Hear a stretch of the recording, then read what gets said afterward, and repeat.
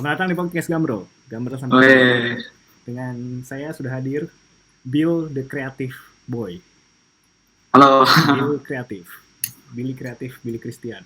Apa kabar Billy? Baik. Jadi FYI, kalau ada yang dengar, kalau ada, ini Ada rekaman lah. rekaman rekaman kedua kita karena kemarin internet gue gagal total, ya surem banget, udah ketumpahan air, gagal lagi rekamannya, ya gitu deh. Ya, nasib lah. Ya, ya udah berarti kita start over. Halo Billy, gimana kabarnya? Ya, baik sekarang. Kerjaan lagi sibuk apa? Kerjaan sih, untungnya memang lagi banyak sih. Studio kita juga lagi ramai sih. Jadi kalau kerjaan lu nggak terpengaruh ya di masa sulit ini? Di masa sulit ini ya nggak terlalu pengaruh sih sebenarnya. Hmm, Pembedanya kerja di rumah aja kan. ya, berarti kita kurang lebih aja beruntung. Ya, Ya kantor gue juga untungnya tidak terpengaruh dan aman ya, alhamdulillah. itu juga ya. Hmm. Karena ya seperti yang kita tahu banyak yang dipotong lah gajinya apalah gitu-gitu. Sedih sih. Ya sih. Ya begitu. Oke. Memulai dengan buruk ya. Apa? Oh ya, oke. Ya, Jadi realistik. ya, Bill Kreatif. Boleh diceritain Bill Kreatif itu asalnya dari mana? Asal usulnya. Uh, Sebenarnya asal usulnya tuh itu nama yang bokap gue kasih gitu. Hmm. Jadi awalnya kan username gue di DeviantArt itu gelandangan DeviantArt gitu. Nah terus bokap gue lihat kayak ini kenapa namanya nggak menjual gini. Sebenarnya kan kayak ya bebas aja. Soalnya kan itu bikinnya emang apa ya, for fun lah istilahnya. Ya, ya gue, Nah terus ya lu tahu sendiri lah username gue dulu apa. oh ya Ya, oke terus ya lanjut, gitu lah. lanjut, ya. Long masanya kayak gitu kan. Terus ya udah bokap gue kasih aja kayak karena nama gue inisialnya BC, udah aja Billy depannya Bill, terus C-nya kreatif gitu. Gila, berarti Jadi jangan bokap lu udah mikir ya dari pas namain lu kayak, wah ini bisa jadi nickname karir. enggak sih, pas jauh itu kayak Keren, keren, keren. Keren sih, kayak apa bokap lu udah mengintervensi. Wah ini nggak bagus nih nama gelandangan DeviantArt. iya, padahal bagus kan gelandangan sebenarnya. Iya kayak namanya Kayak lokal banget gitu. Kayak mungkin takutnya mikirnya nanti keburu terkenal duluan kayak Richiga. Terus akhirnya jadi Rich oh, Brian. Karena terlalu insensitif. Tapi itu masih ada gak sih akunnya gelandangan DeviantArt? itu udah ini sih ya, udah gua remove kan nggak bisa bikin ID dua ID kan. Terus kayak itu gua blok, terus gua bikin account baru aja gitu. Ya sayang banget. Karena ya isinya inilah nggak bagus juga. Tapi harusnya lu preserve Bill buat kayak apa ya? Memento dari zaman dulu. Oh jadi ya sih gue agak sayangnya di situ, harusnya gue reserve aja. Bisa ditunjukin ke anak gue entah kalau nama gue misalnya pernah gelandangan gitu. Iya jadi kayak Easter egg gitu. Keren, keren, keren. Lu udah mulai gambar-gambar dari kecil ya? Ya kalau semua orang sebenarnya pasti kecil diajarin gambar kan ya. Oh iya. Atau enggak ya, nggak tahu ya. Nggak tahu sih ya kalau anaknya Bill Gates. Masih pikir masih ada gambar juga kali. Oh iya. Iya, iya. Oke, terus? Ya sebenarnya dari kecil gue udah ini awalnya emang suka sama komik kan. Jadi kita bertiga itu bersaudara itu tiap minggu kayak nyewa komik. Dulu masih ada tempat sewa komik tuh. By the way, awal-awal kita kuliah juga masih ada loh dekat kampus. Oh ada ya? Ya, oke. Pokoknya kayak bertahan cuma berapa bulan gitu, setelah itu pada tutup satu persatu. Karena pada nyolong ya? Kayaknya karena nggak ada yang minjem juga deh.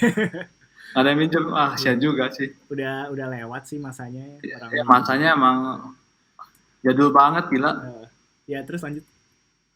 Nah, kita suka minjemnya dulu apa ya, Naruto sih paling sering. Terus kayak sejak itu gue bukan gue doang sih, kayak saudara-saudara gue juga kayak pengen jadi mangaka gitu. Anjay. Komikus. Mangaka bro. Mangaka. Terus bokap gue sangat sportif dengan hobi-hobi kita gitu. Untungnya terus kayak dia menyekolahkan kita semua, bukan menyekolahkan sih, ngelesin kita, kayak ngelesin komik semua. Tapi kayak satu persatu mulai tumbang, kayak kalau gue yang kedua kayak kalau beberapa minggu udah ini bolos-bolos. Terus beberapa bulan yang pertama udahan, terus tinggal gue aja ini apa les gambar gitu. Yang bikin lo tetap stay itu apa karena lo udah tahu kayak lo pengen serius profesional bakal jadi artis atau oh itu karena gue sebenarnya suka bikin komik ini sih, bego-bego aja, kayak komik bola gitu, kayak style-style Tsubasa tapi karakternya Sasuke misalkan gitu. Oh iya. Terus kayak terus ya bikin cerita-cerita lucu gitu, kayak misalkan Sasuke-nya nggak bisa jurus kayak tornado terus dia muntah ke bolanya gitu, terus bolanya jadi nggak ada yang mau tangkap, terus menang. Kayak Shaolin Soccer ya? Kayak Shaolin Soccer gitu lah, terus teman-teman gue kan senang lihat gitu kan. Oh wow, ternyata kita mirip ya Bill, kayak bikin komik ya awalnya. Terus ngeliatin ke teman-teman, ternyata kita masa lalunya cukup mirip ternyata. Walaupun gue nggak les gambar tapi bedanya. Oh gitu. Biasanya orang Indo sih rata-rata kalau yang awalnya gambar sih mesti dari baca komik ya harusnya. Terus kayak sih suka gambar komik segala macem. Dan akhirnya lo tetap pengen jadi mangaka sampai kapan tuh? Sampai SMA? Sampai SMP kayak udah inilah, kayak rasanya udah unrealistik gue menjadi mangaka. Lagi kan industrinya sebenarnya nggak ada kan. Kayak lu siapa yang bikin komik gitu pada zaman itu gitu. Terus titik balik gua untuk balik dunia gambar itu adalah saat SMA. Di saat SMA gua kayak diajakin main kartu sama temen gua, teman sekelas gitu. Main apa, MTG gitu, Magic. Terus gue kayak apaan nih, terus gue liat gambarnya gila keren banget sih. Terus kayak gue pengen bikin kayak gini. Terus sejak itu gue kayak balik lagi ke gambar, terus kayak mulai belajar yang lebih serius lah. Dulu kan kayak basicnya ini kan manga kan, langsung nah kalau yang sekarang kayak mau coba yang lebih realistik lah. Jadi kayak cari material yang lebih viable lah untuk belajar ini. Dan zaman itu susah nggak sih kayak nyari sumber gambar-gambar kayak gitu? Kalau sekarang kan kayak gampang kan ada internet. Lu kayak nyari belajarnya dari mana, referensi apa gitu-gitu dari mana? Kayak... Pas SMA sih internet udah lumayan cepet ya gue ya. Oh iya internet, iya sih kalau SMA benar. Di Bandung udah lumayan lumayan cepet. Aduh, gue anak daerah nih, jadi lanjut. Nah ini dong. Nah jadi gue bisa dulu tuh belajar gambar dari Andrew Loomis, tau nggak? Andrew Loomis ya, gue pernah dengar ya. Nah, dulu dari komen kan itu katanya itu bagus. Terus jadi gue belajar dari situ aja kalau gambar ya. Terus ya udah, gue karena orang yang udah meninggal, terus gue kayak cetak bukunya gitu, gue download PDF-nya. Ngebajak ya? Lu baru aja nge-commit crime di podcast ini. Iya udah oke aja. Nah itu kan kalau udah meninggal kan bebas kan orangnya, berarti hak ciptanya kayak hak ciptanya masih ada coy 50 tahun setelah meninggal. Oke lanjut. Gue gak tau sih, pokoknya kayak dengan logik gue kayak gitu gue print aja lagi. Iya gak apa-apa. Gue meng-encourage kok untuk orang untuk gue tidak meng-encourage orang untuk membajak, cuma mencuri dari korporat tidak akan membuat korporat itu miskin. Oke lanjut. Ada pesannya ya, pesan selubung ya. Nah, udah sejak apa ya, sejak Magic itu gue jadi pengen, sejak itu juga gue tahu kan kalau pekerjaan ini ternyata ada ininya, ada apa, ada industrinya lah gitu istilahnya gitu. Jadi sejak itu gue kayak pengen pursue itu. Terus belajar lah gue ke BINUS, walaupun sebenarnya nggak bakal diajarin di BINUS. Iya, iya. Fun fact, materi di kampus kita aja yang berhubungan dengan graphic design itu aja ketinggalan sih kalau di compare ke negara lain gitu. Oh gitu ya? Iya itu. Apalagi yang niche kayak lu ilustrasi gitu, pasti lebih nggak Iya ada lagi. Kayak banyak ilustrasi di sekolah, di kampus tuh kayak nggak belajar apa-apa waktu itu, kayak Bener. oh gitu. Ya, aduh kita Kayak jadi ngerjain tugas doang gitu. Kayaknya gue bakal cut bagian ini. Kenapa? Cukup ini ya, cukup menyerang. Kontroversial. Ya.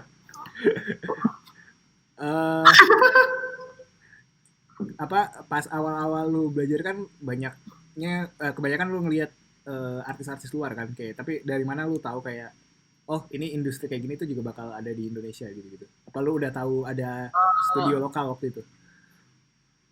Sebenarnya industrinya sih nggak bakal ada ya di Indo ya. Maksudnya industri kan berkembang kalau misalnya ada Kasar. Ada pasarnya kan. Maksudnya ada yang butuh gitu.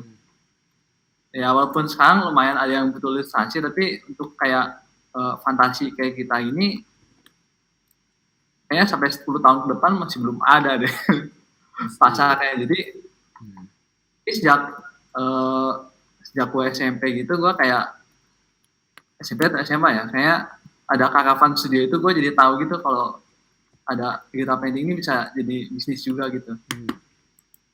Akhirnya lo tahu oh di Indonesia ternyata ada juga ya studio desain kayak gitu-gitu ya? Iya, ada studio yang ilustrasi gini lah gitu. Yang sesuai yang lo pengen gitu ya? Ya walaupun gue akhirnya nggak pernah Caravan sih.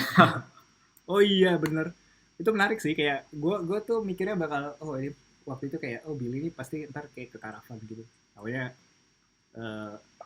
studio. Rencana awalnya kan gitu kan, makanya gue pilih di Binus. Kosnya dekat kan, kalau deket Caravan kan di Medit. Oh Caravan di Medit, oh iya bener-bener. Oke. Ya gue dengar dari Bagus. Okay. Nah gue emang rencana awalnya gitu, soalnya kan emang dia studio satu-satunya kan. Berarti emang lu udah sebelum kuliah tuh kayak lu udah plan oh kampus Caravan itu udah kayak plannya udah jelas ya? Iya kan. Saya emang studio cuma di situ doang. Lu ya cukup pragmatis ya orangnya, kayak harus udah tertata ya plannya. Bagus sih. Kayak ya maksudnya gue compare ke diri sendiri aja. Gue awal kuliah aja kayak oh gue masuk di kafe tapi gue belum kebayang gue bakal kerja apa gitu, kayak gue nggak tahu sampai mungkin semester 3 gitu gue mulai kebayang. Tapi kalau dari awal kayak gue ya nggak tahu sih kayak gitu. Ya, itu bagus sih. Beda sih ininya tujuannya sih. Kalau gue kan dari awal emang udah tahu kan kayak oh gue mau ambil ini ilustrasi gitu. Iya betul. Terus ya studio yang menyediakan di situ ya cuman Caravan gitu saat itu ya. Betul. Terus semuanya berubah ketika gue ikut Popcorn. Popcorn yang Sketch One ikut. Shout out to Sketch One. Shout out ya. Oke, ya. Ya, nah kita kan kabut di situ kan. Nah kita pajang gambar-gambar di situ. Nah pas saat itu Kolius Tasaido kayak approach gue gitu kayak gambar lu bagus juga gitu. Terus kayak beberapa bulan setelah itu kayak gue kayak di coba mau nggak ini gitu freelance gitu. Nah, ada job nih, terus kayak gue ya mau lah gitu obviously. Terus kayak setelah gue ngerjain, terus kerjaannya susah banget kan, gue karena nggak terbiasa waktu itu dengan kerjaan tipe yang dia kasih gitu. Terus dibantuin segala macem, terus pada akhirnya dia ngajak gue join gitu, gue mau bikin studio baru gitu. Terus mau nggak gitu, gue mikir-mikir kayak ya why not gitu. lebih Oke. asik juga kalau misalnya mulai baru kan dibanding saya gue join yang udah established Iya gitu kan. betul. Iya sih emang. Kayak lebih seru gitu, ada kayak adrenalin challenge gitu-gitu. Iya, ada challenge baru terus kayak kita juga kayak bikin sistem sendiri gitu terus Iya. kayak semuanya masih baru kan jadi kayak Hmm, fresh lah gitu. hmm. Dan Oke, pada saat itu gue belum lulus kuliah itu masih gue semester baru ya. mau nanya, sebelum ketemu Lius Lasaido, lo udah biasa freelance kayak gitu juga? Freelance ada dari DeviantArt gitu. Hmm. Tapi lumayan murah-murah sih waktu itu dulu ngejainnya. Hmm. Jadinya capek tapi agaknya nggak masuk gitu. Tapi Tapi kan lo ya ngebangun reputasi kan dari situ? ya lumayan lah. Hmm. Waktu itu sih senang-senang aja kayak gue bisa ngasilin duit dari Iya. ini kan dari terus pada saat itu gue kuliah masih dibayarin orang tua gitu. Jadi nggak mikir ya pengeluaran gitu-gitu. Iya nggak mikirin. Betul. Iya. Nah sejak gue masuk studio sama freelance sih gue udah nggak bayar studio bayarin kuliah lagi pas itu. Hmm. Oh, berarti lo udah langsung pakai duit freelance ya waktu itu ya? Ya udah. Gila, keren. Binus nggak murah loh hitungannya. Berarti kerjaan lo yang level industri itu baru setelah ketemu Lius ya? Iya. Ya memang kerjaan gue yang level industri itu memang pas baru ketemu Lius tuh baru gue dapet gitu. Sebelumnya emang kayak kerjaan gue paling bikinin karakter orang punya gitu. Kayak, gue mau bikin ini gitu, bikin karakter D&D gitu.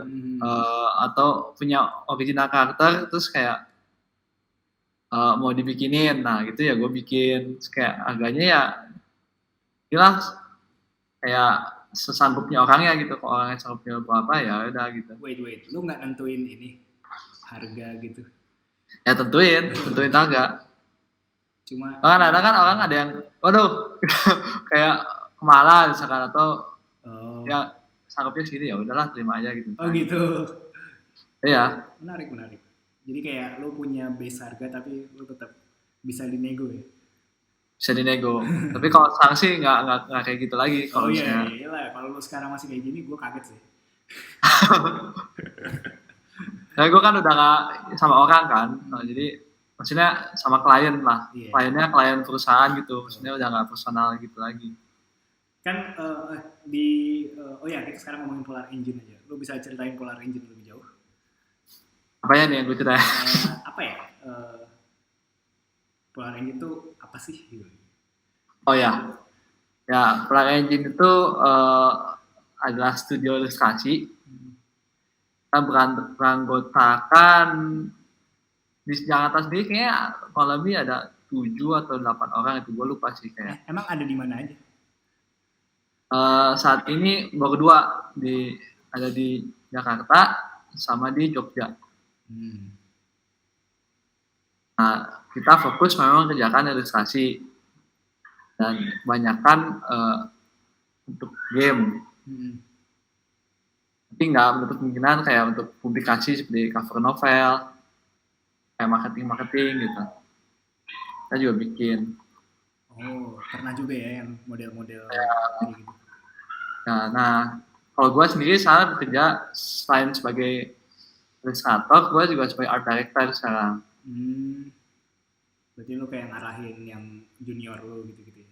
Iya, ya kasih masukan, kasih saran gitu ke gambar-gambar mereka, terus kayak pengen nentuin kalau gambarnya boleh dikirim ke klien atau enggak gitu. Gatekeeper lah ya? Ya, gatekeeper.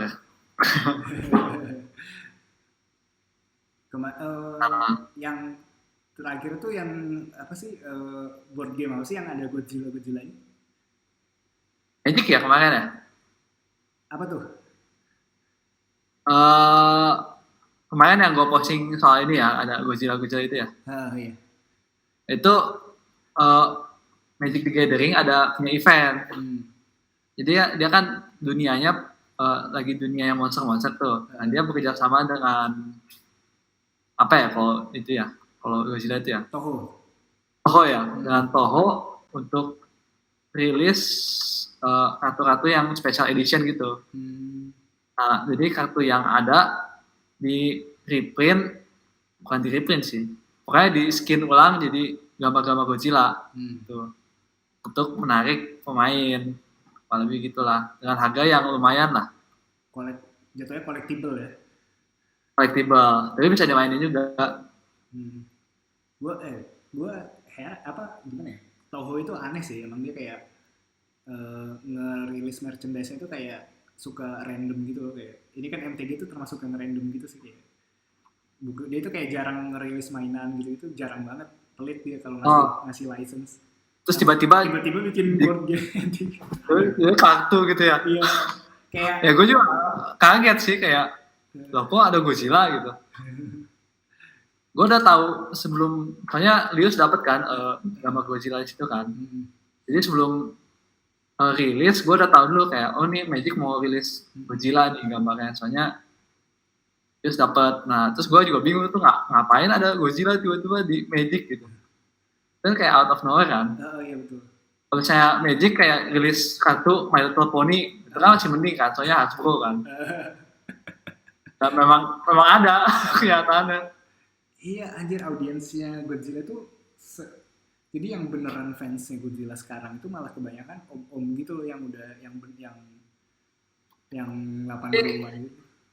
Cocok sih dengan Magic kan, yang main om-om kebanyakan. Oh iya sih, bener. Tapi maksudnya kayak beda spektrum om-om gitu loh. Kayak iya sih. Kayak dua diagram yang berbeda gitu. Terus tiba-tiba kayak anjir random banget. Random, tapi kayaknya bekerja sih kemarin. Ya gue nggak tahu marketnya yang di Amerika di mana sih. Tapi kayaknya kalau di luar Amerika nggak tahu ya. Fans Godzilla yang main MTG. Oh, jadi ya nggak tahu sih, tapi banyak yang suka, jadi lumayan sukses sih kayaknya ya, nggak tahu kalau dari penjualan. Lo itu Polar Engine ya ngehandle atau Lius lo? Apanya? Magic Godzilla. Ya, MTG Godzilla. MTG Godzilla atau Magic secara keseluruhan? Nggak tahu, dua-duanya mungkin. Kalau Godzilla mah Lius doang yang dapat. Tapi kan ada artis luar lain kan. Iya. Kalau yang ngerjain Magic sih kita di studio cuma berapa orang itu. Tapi itu bukan dari studio lah, itu kayak semacam freelance kita gitu. Oh jadi nggak atas nama Polar Engine? Nggak, itu masing-masing. Oh, tapi lo pernah juga kan atau enggak? Oh kerjain Magic? Iya. Itu ya klien gue sekarang yang personal. Apa kenapa? Itu klien gue personal sekarang itu. Oh. Magic. Jadi udah kerja setahun lah, hampir setahun lah. Oh. Gue kira kalau kalian udah sebagai kolektif itu dijadiin satu untuk project Polar Engine gitu. Enggak yang tetap. Kalau Magic itu kan itu spesial, soalnya dia mau per artis kan. Ya biasanya dia nggak hire studio, dia hire artis. Iya, artis kayak personal gitu. Kayak dia email masing-masing artisnya. Perasaan lu gimana? Dulu melihat Magic terus sekarang kerja buat Magic, perasaan lu gimana? Perasaan gue ya. ya seneng banget sih memang. Ya awalnya kan emang gue kan tujuannya emang Magic kan. Terus dari dulu itu emang gue ngejar ke sana. Nah ada periode memang gue kayak sempet agak putus asa gitu karena gue kok nggak dapet gitu. Lalu gue udah apply ke Magicnya. Jadi cara masuk Magic itu kan ada emailnya kan, email Magicnya itu. Kita kayak bebasin orang untuk kirim fotonya ke mereka. Oh gitu. Jadi ntar mereka akan kurasi yang mana yang akan cocok gitu. Terus bisa masuk, ntar mereka akan kontak gitu. Nah pas 4 tahun yang lalu gitu ya, kayak gue kayak bisa nih, terus gue kayak apply gitu kan. Jadi selama setengah tahun tuh kayak nggak ada balasan gitu. Terus Jadi agak depresi gitu gue. Anjir. Terus akhirnya dapat tapi Sebelum itu ada blow lagi, kayak teman kantor gue ada yang dapat. Anjir itu sih. Padahal dia nggak apply gitu, terus tiba-tiba dia di email kayak gue suka karya lu, terus kayak mau nggak ke Jabat Magic gitu. Ya, yang sedih biru. Yang saat itu sih gue sedih ya, kayak kan emang gue kurang jago gitu gitu. Ya mungkin gue lihat lagi ya mungkin kurang sih, tapi nggak tahu ya. Terus ya tapi menurut gue sih sejak saat itu gue jadi orang yang lebih baik gitu, karena gue kan jadi lebih ini kan apa ya, refleksi diri lah. Kayak oh gue mungkin kurang gitu. Terus menurut gue sebelum itu gue orangnya lebih sombong gitu, lebih arogan lah. Tapi sejak kejadian Magic itu gue jadi lebih menerima gitu. Kayak kalau orang feedback kayak gue lebih apa, oh gitu misalkan kayak gue lebih turutin gitu. Jadi itu kayak ngebikin lu lebih humble lagi ya, kayak pelajaran lebih humble ya, dan gue lebih improve malah gitu. Iya sih benar. Dan ya tiba-tiba gitu pas gue nggak ready, gue di email gitu mau nggak ini ke Jabat Magic gitu ya. Gue bilang gue mau banget. Emang pasti ada kayak dalam karir seorang artis tuh pasti ada kayak momen-momen kayak gitu sih. Karena gue juga ngerasa pernah mirip juga ada momen kayak gitu yang ya. Dalam satu bidang yang sama terus melihat oh kok dia yang dapat sih, emang gue kurang apa, padahal kan gue lebih bagus, kayak ngerasa gitu kan, ada kayak ya itu kan sebenarnya kayak arogansi kita kadang bicara kan. Betul. Kayak kalau ada kalimat gitu sebenarnya ada yang salah gitu kayak. Betul gue juga setuju. Jadi sebenarnya pas gue ngomong kayak gitu ke diri gue sendiri itu sebenarnya gue belum ready gitu sebenarnya buat job itu, mungkin ya. Betul. Iya. Gimana cara lo ngatasin burnout? Ngatasin burnout ya. Kalau gue sih burnout, maksudnya burnout kayak art block atau gimana nih? Nggak tahu. Lo pernah nggak kayak kan lo ibarat kan udah gambar style kayak gini lama banget kan, dari zaman dulu. Ya lumayan sih. Pasti ada ini nggak sih momen-momen dimana lo kayak aduh gue mau break dulu lah, kayak udah capek gitu, pengen ibaratnya sebulan nggak gambar atau apa gitu ada nggak? Oh ada sih. Jadi gue dulu punya klien nih, namanya disamakan lah kliennya. Iya. Kayak perusahaan gitu, terus gue bikin gambar kan. Nah ini gimana ya, pokoknya dia itu kerjaannya ada terus per bulan. Nah gue tuh awalnya seneng kan, jadi ini lumayan nih kayak kliennya oke gitu. Terus tapi lama kelamaan gue kayak nggak dapet ruang kosong gitu, kayak tiap bulan dia kasih terus gitu. Selesai dia langsung kasih gitu kayak seamless gitu. Terus kayak lama capek, kerjaannya dia tuh harus detail lagi. Ini nggak tahu hal yang buruk atau yang bagus ya, sebenarnya bagi bagian orang bagus sih sebenarnya kan, berarti kerjaannya ada terus gitu. Cuma kan sebagai artis gue kayak makin lama kayak habis gitu gue kayak energinya, terus kayak makin lama gambarnya juga makin jelek gitu. Jadi ya gue jujur aja, kliennya gue kayak waktu itu gue cut gitu. Gue bilang kayak gue butuh waktu lebih lama buat kerjaannya, terus kayak menurut gue gambar-gambar yang gue hasilkan akhir-akhir ini kayak nggak sebagus yang awal-awal gitu. Nah terus untungnya kliennya ngerti sih, oh ya gitu, jadi dia kasih tambahan waktu, ya udah gitu. Tapi itu modelnya kontrak nggak waktu itu? Enggak sih, kayak per project aja, jadi dia kasih project baru, ada deadline-nya, selesai ya udah, terus kasih project lagi yang lain gitu. Iya, kadang kalau downside-nya kerjaan yang nggak pakai kontrak gitu kan, kayak mereka bisa seenaknya gitu nggak sih? Ya sebenarnya bisa gue tolak sih, kayak saya nggak ada perlu tolak kan. Iya sih. Iya. Dan lu akhirnya bounce back dari itunya gimana, kayak? Atau lu move on aja ke project selanjutnya dan nggak kepikiran lagi sama yang itu, kayak starting fresh, yang baru langsung hilang gitu jenuhnya? Oh, gue sih waktu itu kayak karena kayak gitu gue lebih banyak waktu ke personal project sih. Walaupun personal project gue dikit banget sih. Gue kebanyakan posting kerjaan ya. Lo untuk ngabisin waktu ngerjain kerjaan tuh prosesnya berapa lama? Tergantung. Rata-rata? Sebenarnya gambar sih kurang lebih sebenarnya 2 minggu ya. 2 minggu. Atau bisa kurang kayak anggap aja gue bikin sketsa sehari, terus gue rough color sehari, terus detailin 3 hari, sebenarnya 5 hari juga bisa selesai.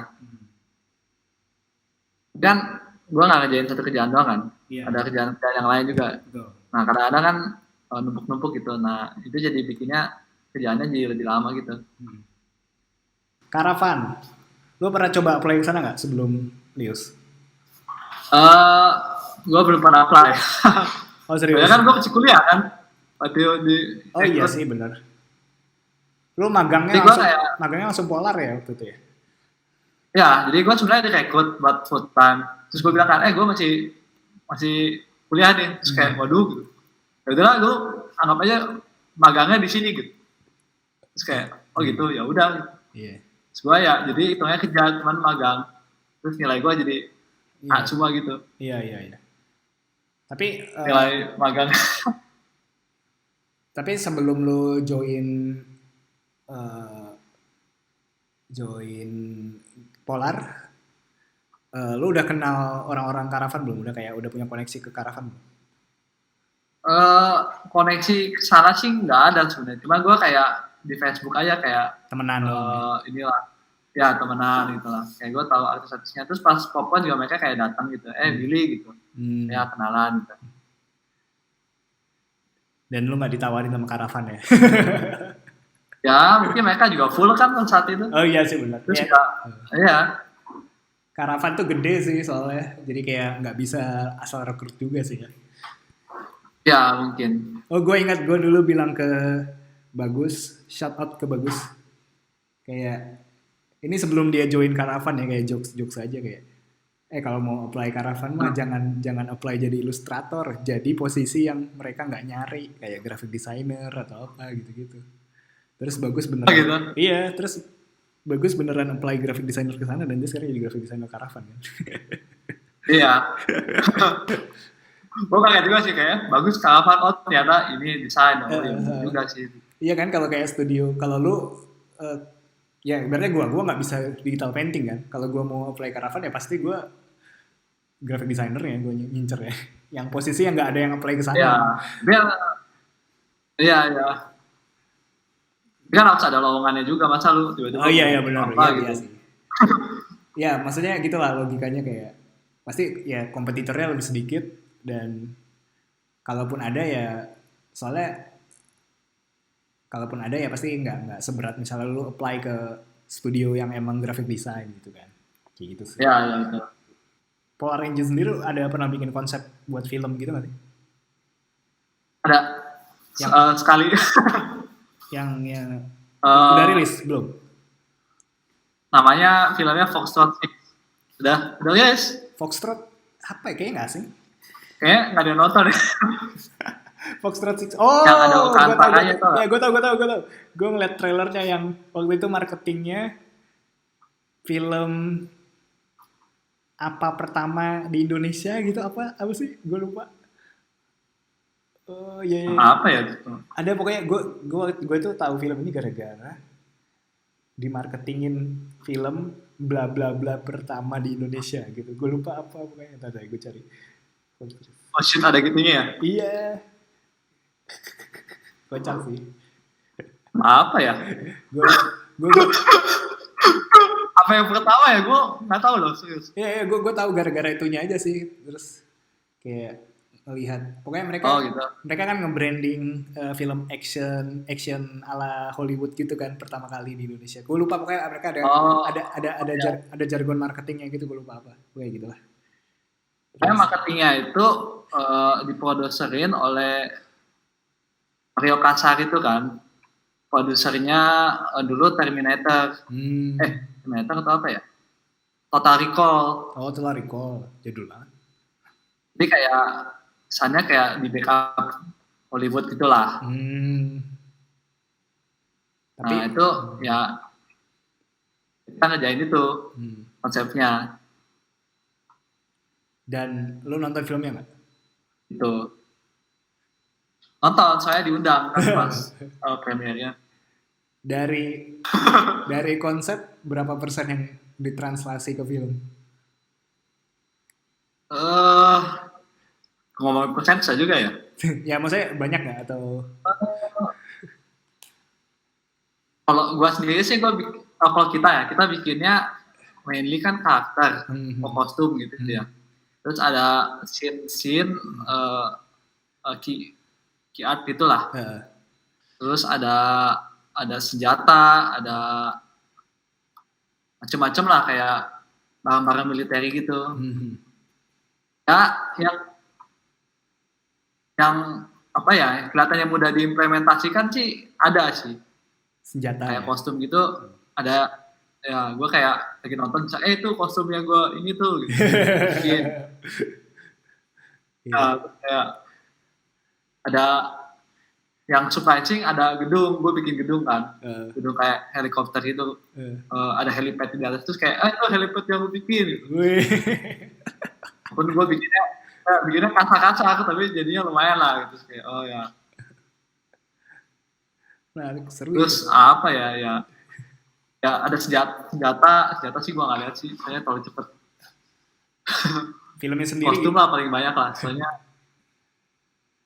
Filmnya sendiri lah. Filmnya sendiri gimana menurut lo? Lo boleh ngomong ini kan nih? Kurang sih. Gak tau ya. Ntar kayak ada temen gue juga yang ya kalau gue sih sebenarnya nggak terlalu peduli ya kalau misalnya gue nggak di-hire lagi kalau gue sih jujur aja gue nggak suka filmnya. Ya, tapi hasilnya nggak seburuk yang gue kira gitu. Soalnya gue nontonnya ekspektasi gue udah rendah sekali kan. Rendah sekali gitu. Ya terus kayak banget gitu kan, gue film Indo tau lah, terus kayak dengan iming-iming kayak oh ini CG misalkan atau gimana gitu. Terus kayak ya gitu gue tau lah kayak ekspektasi, terus kayak ya lumayan lah gue nonton itu kayak di movie-nya luar gitu. Iya gue ngerti kok. Tapi serius gitu. Iya, kayak film-film yang dijual di DVD bajakan gitu kan, yang di ya tepat. Ya sih kalau gitu lah. Tapi nggak separah kayak Wakaliwood gitu. Iya. Enggak lah kalau Wakaliwood. Ya paling ini sih apa namanya yang Sharknado dan kawan-kawan itu. Sharknado sih mockbuster ya. Jatuhnya mockbuster ya. Iya sih mockbuster sih. Jadi kalau ini kan serius gitu. Iya. Kalau dari segi translasi konsep ke film berarti nggak not bad lah ya. Not bad sih kalau gue lihat, soalnya mereka ada pakai studio 3D gitu kan, terus kayak waktu itu lumayan terkenal lah studio 3D-nya gitu, terus kayak gue lihat hasilnya ada scene-scene yang memang yang rough gitu, ada yang translate well gitu. Ya emang kalau gue balik lagi tadi ngomongin marketingnya ya emang mereka pasti serius sih, kayak cukup ambisius juga lah ya, nggak mungkin main-main sih bener, nggak kayak nggak kayak film, gue mau nyebut nama film lokal tapi ya udah nggak jadi gue sebut ya, pokoknya kayak film lokal yang action yang lain lah gitu.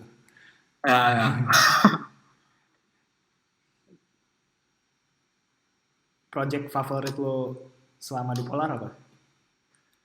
Selama di Polar tuh selama di studio atau selama gue kerja? Maksudnya atau selama ini jadi ilustrator nih? Gimana kalau dua-duanya? Kalau selama di ilustrator sih jelas gue paling suka Magic the Gathering. Ya itu ini ya life goal lu banget sih emang. Ya life goal sih. Sekarang udah nggak jadi life goal lagi, life goalnya udah shift lah. Apa tuh kalau boleh tahu? Apa ya? Sih pengen bikin tim sendiri sih rencananya. Expand ya dari Jadi Polar ya. ya expand ya. Ya dengan visi yang sama dan pengen ngarah ke tujuan yang sama gitu. Keren. Terus kalau yang tadi yang favorit dari Polar selama di Polar? Polar banyak project ya, gue ngejain ya. Yang bisa lu sebut aja, kalau yang masih dalam kontrak nggak bisa disebut ya jangan sebut. Gue dulu kemarin tuh suka Dota 2. Ada ngejain card game ya. Tapi sayangnya gamenya gagal. Oh, card gamenya gagal? Gagal karena kayaknya kurang research deh, atau karena apa ya, kayak emang bound to fail gitu. Karena fansnya Dota 2 itu kayak ngasal gitu kalau Valve itu bikin game selain Dota gitu. Iya sih. Gue juga nggak pernah. Gue sebagai orang awam juga nggak pernah denger Dota 2 bikin card game gitu, jadi kayak. Oke, gue juga baru tahu dari lu sekarang. Jadi biasa kan pasti minimal lewat lah beritanya di kehidupan orang awam gitu.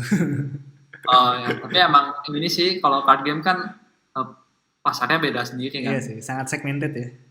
Sangat segmented. Iya. Berarti emang lu lebih banyak kerjain card game ya sekarang? Iya, tapi ada juga lah yang selain card game, misalkan board game. masih satu area. Ya, satu area. Itu kan technically bukan card game. Pernah ini gak sih kayak ngerjain yang berhubungan dengan MOBA gitu? MOBA? Maksudnya mobile game atau MOBA yang apa aja, yang PC mungkin? Atau yang kayak Dota gitu? Kalau Dota ya udah ya. Oh iya, kalau yang mobile kan sekarang lagi ngetrennya MOBA yang mobile. MOBA yang mobile. Oh, gue ngerjain Vainglory sih. Vainglory gue pernah dengar. Ya, Vainglory, terus ada Smite yang akhir-akhir ini sering gue posting di internet. Tapi Vainglory kayaknya udah nggak jalan gamenya. Karena developernya ngejain game lain. Iya, gue suka bingung, kayak misalnya lagi nonton YouTube kan suka ada iklan MOBA random kan. Terus kayak ada aja yang baru tiap hari. Terus artnya tuh bagus-bagus. Pasti kan kayak mereka nge-hire studio-studio kayak Polar Engine gitu kan. Kayak. Soalnya kayak bikin MOBA gitu mungkin terlalu susah kali ya. Mungkin ya, mungkin udah ada kayak semacam template. Ya, game mekaniknya juga. Jadi kayak misalnya kalau kayak reskin gitu, game ada kayak untuk tipe karakternya, misalkan kayak ini ada yang tanker, terus ada yang kayak tipe assassin, ada yang apa, terus kan semua gamenya ada gitu, jadi lo tinggal ganti skinnya aja gitu, lebih. Iya, terus mekaniknya kan juga nggak sulit kan, kayak emang ngedrive orang tuh buat di model yang bikin ketagihan, terus orang beli itu kan, freemium gitu kan. Iya. Jadi nggak no brainer lah game-game mobile aja. Gue ini elitis. Tapi gue harus akuin emang artnya banyak yang bagus gitu. Ya. Cuma in game untungan bagi industri kita aja. Kalau banyak game yang beredar ya kita banyak jobnya aja gitu. Iya, betul. Menurut lo sendiri sekarang industrinya gimana kalau di bidang ilustrasi lo di Indonesia? Di Indonesia maksudnya? Atau sebagai studio di Indonesia? Kita kan sebenarnya Indonesia itu diuntukkan karena kita biaya hidupnya murah kan. Betul. Jadi kita mau ngambil kerjaan yang agak murah pun bisa gitu sebenarnya. Dan nutup gitu kalau kerjain di Indo. Betul. Jadi kita sih industrinya masih sehat sih ya. Cuma kita nggak tahu 5 tahun ke depan kayak gimana gitu. Apakah ya, misalkan banyak kan kayak kan mobile game, card game lagi, pokoknya menjamur lah gitu. Kuat-kuatnya kan. mungkin aja dalam beberapa tahun ke depan kayak namanya hype kan bisa habis kan. Betul. Bisa aja tiba-tiba hilang gitu gamenya, kayak udah nggak laku, orang udah malas main game yang kayak gitu lagi gitu misalkan. Tuh, sampai saat ini kita masih tahap itu kayak si was-was lah. Sebenarnya sekarang masih bagus, tapi kita nggak tahu ke depannya bakal kayak gimana gitu industrinya. Tapi harusnya kalian bisa adapt kan, soalnya kan ilustrasinya kan cukup versatile nggak sih? Ya, bisa masuk ke industrinya, bisa berkembang bersama industrinya gitu nggak sih harusnya? Ya harusnya ada aja sih yang mau hire kita ya. Kita mau ngejain apapun itu ya, kayak entah game konsol, entah mau novel novel gitu misalkan gitu. Atau film lagi. Ya atau film lagi misalkan. Tadi gue menarik tuh yang lo bilang soal biaya hidup murah. Jadi gue bilang kantor gue mirip pola pikirnya. Jadi kan kantor gue banyak kliennya juga dari luar kan, karena bos kita bule juga. Oh gitu. Ya, dan harga kita itu cukup mahal banget buat lokal. Tapi buat luar itu murah. Makanya kita selalu dapat dari luar. Dan itu gue bersyukurnya itu kayak ketika lagi pandemi gini kayak nggak terlalu ngaruh ya, karena banyak kliennya dari luar ada semua. Ada sweet spotnya gitu ya. Jadi kayak, terus kan mereka bayarnya USD kan. Nah, ya USD. Terus ditranslasi ke rupiah ya lumayan gitu ya. Lumayan ya. Itu ya gue bisa ngekos tempat kayak gini walaupun internetnya jelek. Ya udah. Itu nasib kan kalau internet jelek. Anjir, gue pingin pasang internet sendiri aja jadi. Sobat. Salty. Iya salty. Gue ada satu hal yang gue orangnya nggak gampang dibikin piss off ya. Cuma satu hal yang bikin gue piss off, internet jelek, udah itu aja. Ya kalau orang kayak kita sih nggak minta macam-macam sebenarnya, kalau asal internet lancar. Benar.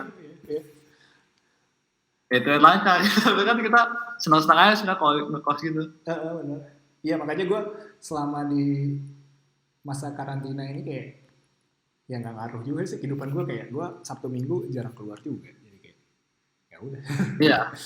Iya sama gue juga kayak tapi paling gue bedanya nggak ngantor sih udah doang. Iya betul. Kan kerjaan kayak kita ini kayak nggak ngantor sebenarnya kayak ya udah aja gitu kan. Iya. Sama aja ya, selama internet nggak rusak lah gitu ya. Iya selama internet nggak rusak.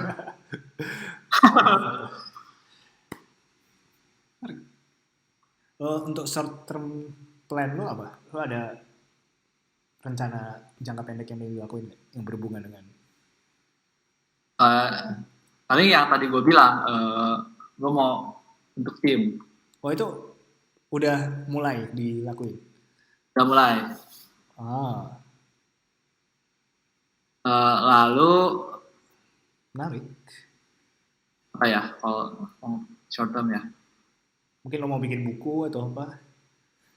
Terus sih dari dulu sebenarnya gue udah pengen bikin kayak kayak story sendiri gitu. Tapi yang masalah emang waktunya sih. Jadi kayak gue story ada nih misalkan, konsepnya ada, tapi kayak kapan ngejainnya gitu. Sekarang kan udah makin banyak tuh yang fokus ke ilustrasi fantasi yang kayak lu lakuin gini. Genrenya apa sih, fantasi ya? Oh ya? Ya fantasy illustration ya. Di apa namanya Polar Engine sendiri banyak nggak yang apply ke sana sekarang? Ya kayak halo? Ya banyak yang apply ke studio kita gitu. Oh iya. Biasanya itu kan ada emailnya kan kalau apply itu. Ada email pernah kan. Kita cuma buka kalau pas kita buka open recruitment sih. Tapi selalu aja ada yang nanyain itu kayak, kakak buka ini nggak gitu, buka open apa atau magang gitu. Jadi bisa dibilang sebenarnya banyak yang apply. Tapi kalian modelnya studio yang ngebuka nerima lowongan terus atau cuma nyari kalau butuh doang? Kalau kita sih sebenarnya konsep studio kita kan ini kan kayak kita mau keep small gitu. Kita mau nggak mau gede-gede, soalnya apa ya? Nah, beda sistemnya lah. Kita kayak pengennya lebih kecil tapi lebih solid gitu. Lebih ke kayak keluarga ya gitu. Iya, bisa dibilang gitulah. Jadi kita nggak sembarang menerima orang gitu. Kali kita benar-benar butuh, misalkan kayak misalnya kerjaannya lagi rame nih. Kita kayak kita hire inilah, yuk kita hire lagi gitu. Misalkan kita butuh buat 2 artis saya buat kerjaan baru, nah gitu kita bakal open recruitment gitu. Oh, berarti langsung kalian hire jadi full team ya? Nggak yang freelancer proyekan gitu, enggak? Kita sih selama running studio sih selalu ada freelancer ya. Jadi kadang-kadang kalau kerjaannya lebih tapi maksudnya nggak urgent banget nih, ya kita kasih freelancer aja. Tapi kalau misalnya benar-benar full, kita akan consider untuk hire artis baru gitu yang full time. Nice. Itu sih kalau sekarang. Oh iya, tadi yang pengen gue tanya itu adalah tanggapan lu kalau melihat sekarang makin banyak aspiring artis yang passionate di genre yang lu tekunin ini, menurut lu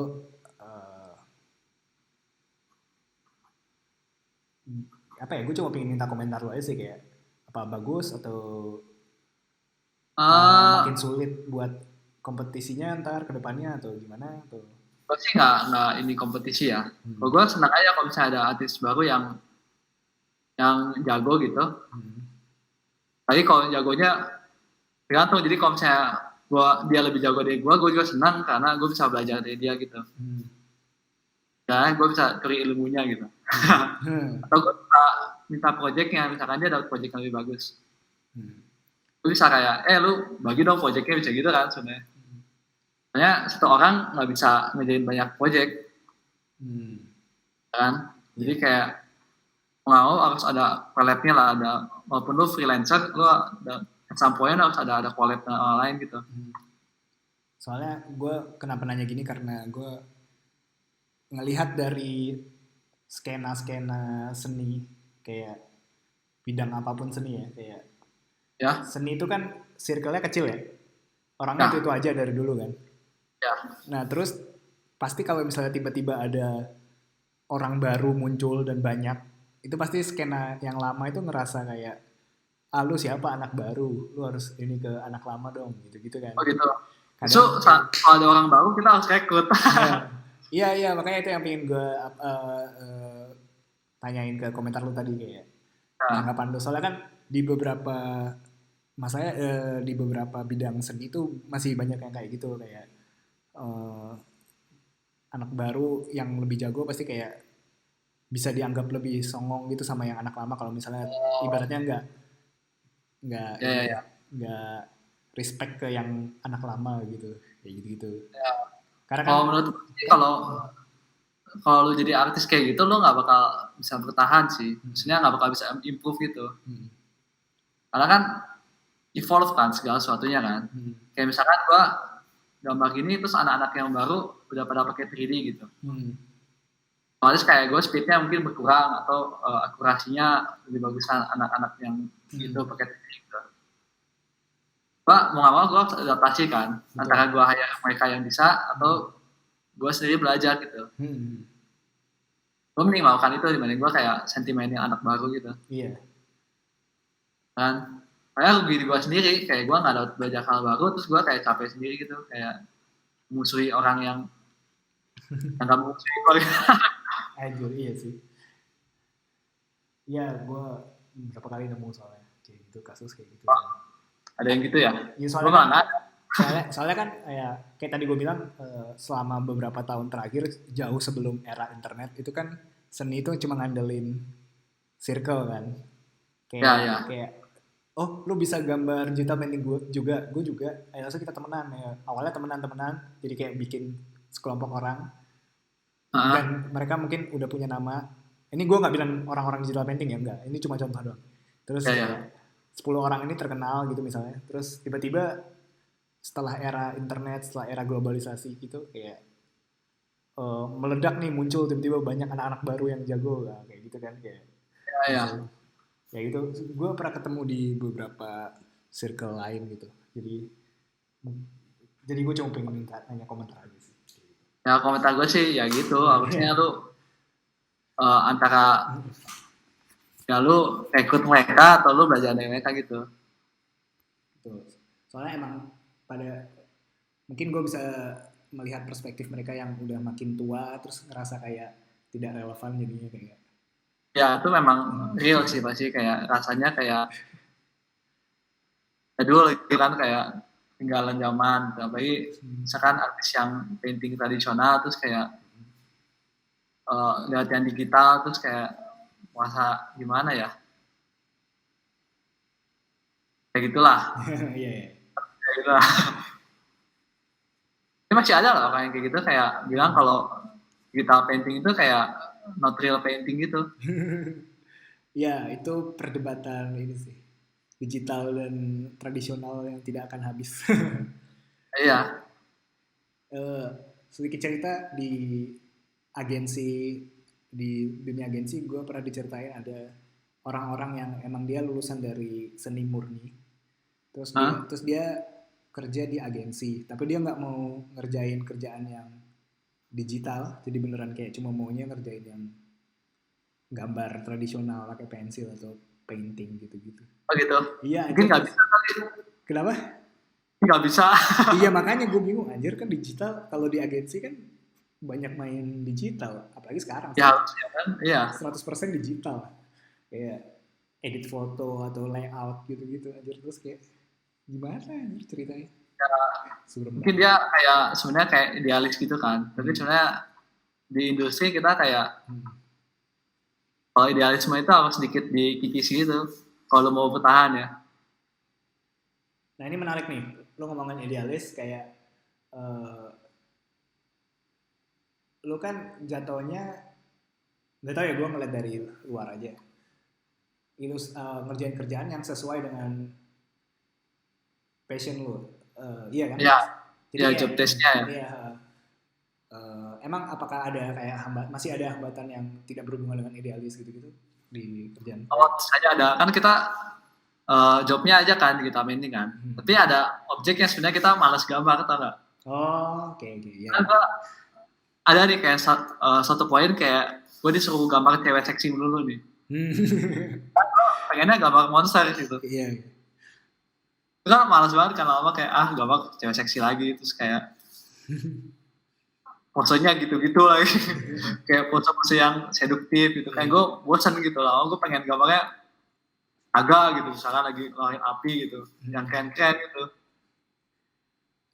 Ya walaupun kerjaan kita ya udah sesuai misalnya dengan passion atau gimana tapi Hmm. itu kan random kan kita dari klien mintanya apa kita nggak bisa atur gitu. Iya betul sih. Ya kerjaan buat klien pasti. Iya menarik. Gue pikir karena lo udah di bidangnya sama kayak masih apa? Sebenarnya nggak ada ini ya, masih ya ternyata. Oke. Sih masih lagi kan ini kan karena kadang-kadang kayak ada fatigue-nya juga kan kayak gue ngerjain Hmm. klien-klien terus kayak Hmm. gue kapan melakukan personal project gitu Hmm. tuh.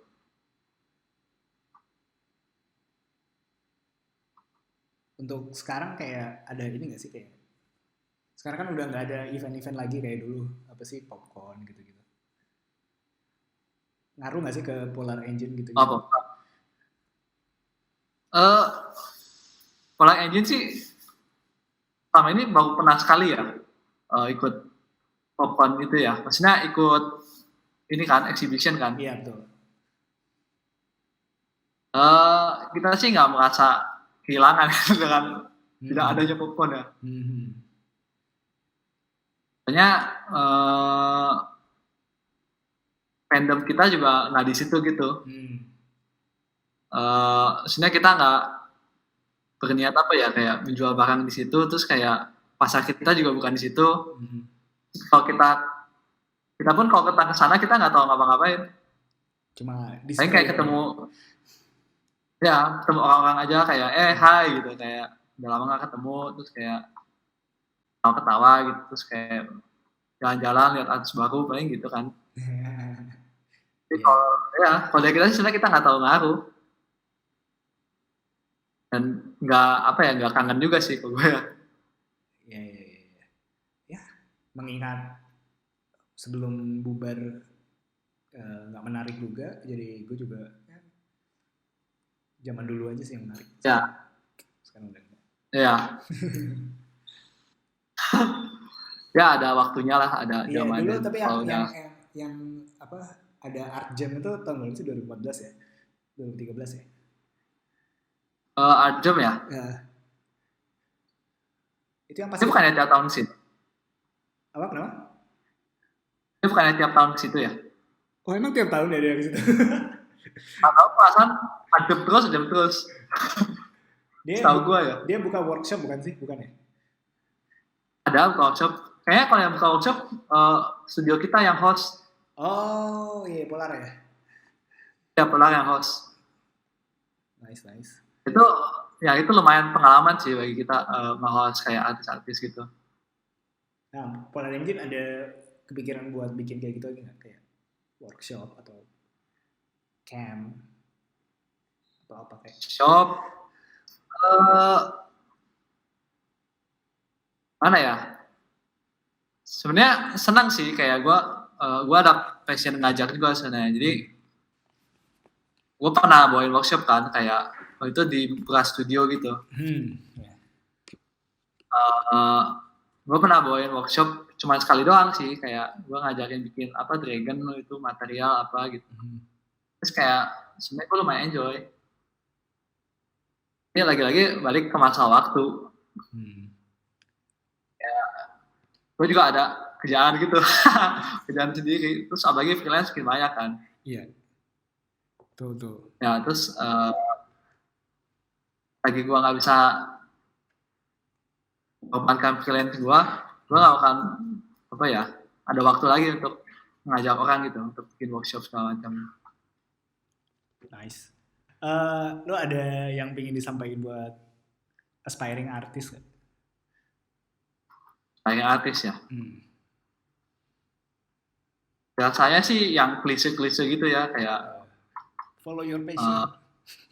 Follow your passion atau apa tuh. Atau ini deh, kalau nggak lo kasih do and don'ts untuk. Do-nya subscribe ke channel RWBLG. Wes. Itu baru benar. Alternatif. Wadah konten alternatif, mantap. Ini baru guest podcast yang beneran. Iya dong.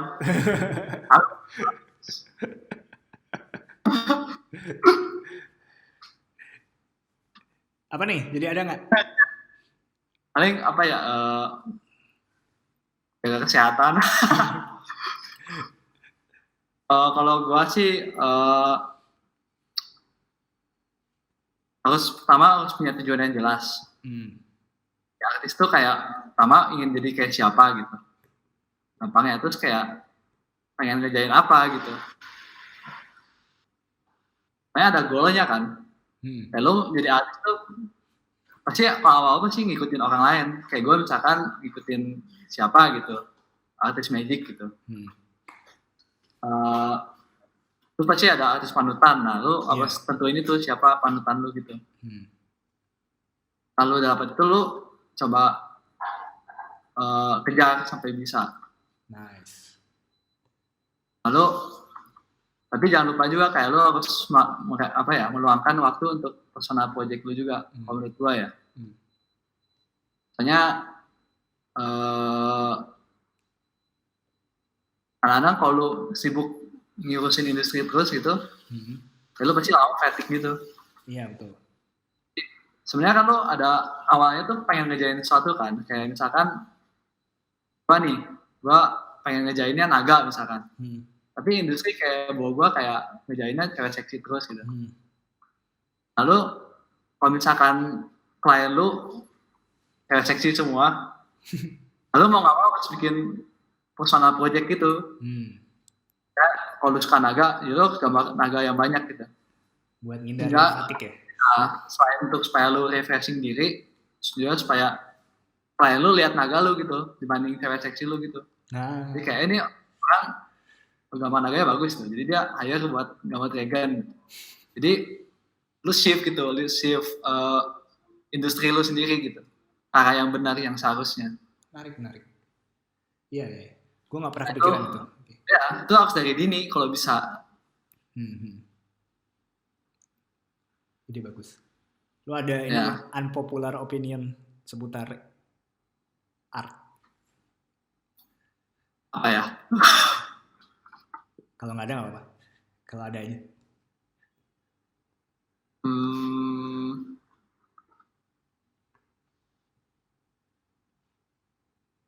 Gue sih ini ya paling gue nggak gitu percaya ada namanya artis blog. Oh, kenapa tuh? Jadi sebenarnya lu artis blog itu apa sih definisinya? Mentok nggak ada ide? Mungkin nggak tahu. Ada ide kan? Ya. Sebenarnya lu bisa gambar apa aja kan? Betul. Sebenarnya biasanya artis blog itu karena lu skillnya belum nyampe biasanya. Hot take sekali ya. Ini sih.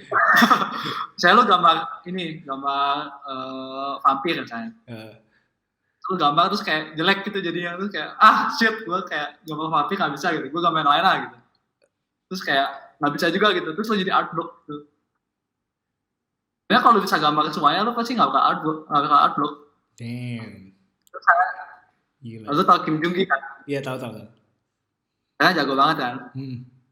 Tapi katanya kalau disuruh gambar bebas, dia pasti bisa gambar kayak apa aja lah dia gambar gitu. Karena dia jago gitu. Ya. Ya gue nangkep poin lo. Oke. Ya, jadi kalau lu art block itu, berarti ada skill yang lu kurang gitu. Gila, ada sesuatu fundamental yang lu kurang gitu. Ini hot take banget sih. Gila. Tapi gue suka poin lo, kayak kita emang harus belajar fundamentalnya dulu sebelum. Kayak itu either lo mau jadi furry artis atau apa, kayak fundamental. Ya, apapun ya. Ya, oke, pertanyaan terakhir. Franchise restoran favorit lo apa? Koki dong. Koki ayam dong. Wah, gue nggak tahu apa itu. Itu koki ayam. Rocky. Gue kira lu ngomong koki. Paket ayam koki itu. Lo tamu kedua yang ngomong Rocky, oke. Oh ya, apa coba? Kemarin si Azam Raharjo. Oh ya, siap. Iya, dia bilang Rocky. Oke, Rocky. Tapi siapa gitu sih? Ya, nggak apa-apa dong. Oke, oh ya, gambarnya dikasih watermark dulu dong, biar kita tahu mau follow akun apa nih, kalau misalnya mau ngikutin karya Billy. Watermark, waduh. Kasih ini akun Instagram lu aja atau apa? Oh, gue pencet di sini nih. Gue ketik. Ini aja tulis gambar. Instagram ya? Instagram atau apa yang biar. Oh iya, boleh. Biar orang kalau misalnya mau ngikutin karya lu. Ya gue tetap bakal ngasih di deskripsi juga sih, cuma ya nggak apa-apa. Boleh. Pesan gue bagus nih, coba. Kebanyakan gambar nggak pernah nulis ya. Ya, tulisan gue hancur. Gue juga kok, tenang aja. Akhirnya gue ada kesamaan dengan Billy, sama-sama tulisannya jelek. Karena sama yang lain juga kan. Ya layarnya ketutup, ntar gue pindahin. Tuh lah, gitu lah, cukup. Loh, jangan dihapus. Oh iya. Apanya? Gue kira lo hapus. Oke, ntar gue mau nambahin tuh. Ada tuh? Iya. Gue kira lo hapus. Oh gila. Oke, terima kasih banyak. Gampang. Okay. Terima kasih banyak Ya, buat sama-sama. Billy the Creative Man sudah Oh ya, namanya baru nih. sudah hadir di podcast Gambrol. Terima kasih juga undang ngobrol bareng sambil gambar. Semoga sukses ke depannya dan semoga sehat selalu. Salam buat keluarga. Sama. Oh ya, terima kasih. Sampai jumpa. Bye.